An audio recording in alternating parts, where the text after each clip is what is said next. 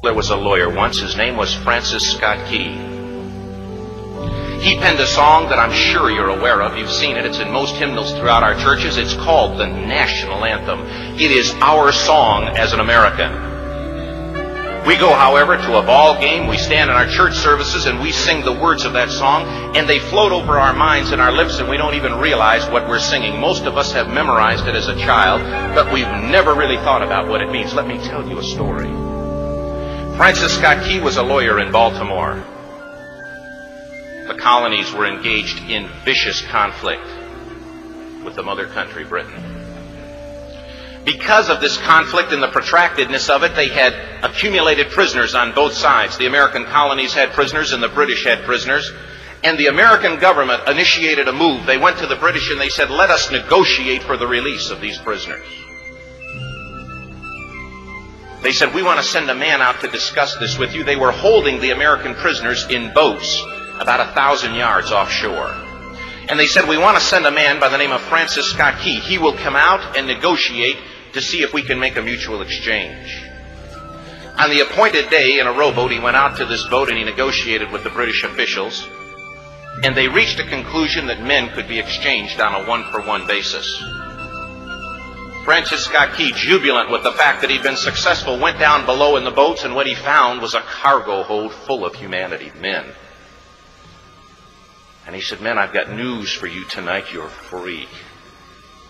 He said, tonight I have negotiated successfully your return to the colonies. He said, you'll be taken out of this boat, out of this filth, out of your chains.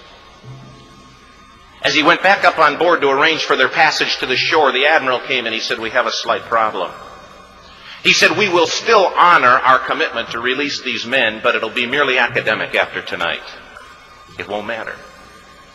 And Francis Scott Key said, what do you mean? He said, well, Mr. Key, he said, tonight we have laid an ultimatum upon the colonies.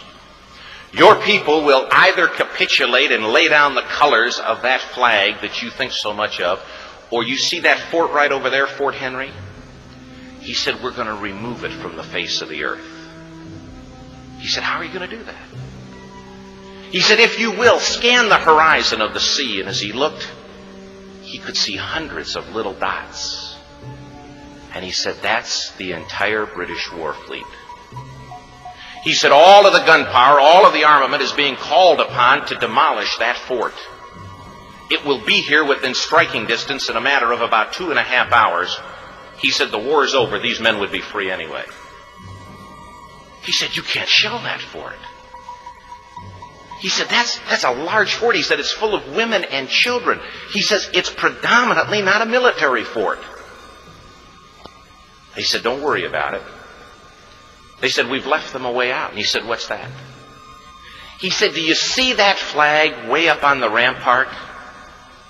He said, we have told them that if they will lower that flag, the shelling will stop immediately. And we'll know that they've surrendered, and you'll now be under British rule. Francis Scott Key went down below and told the men what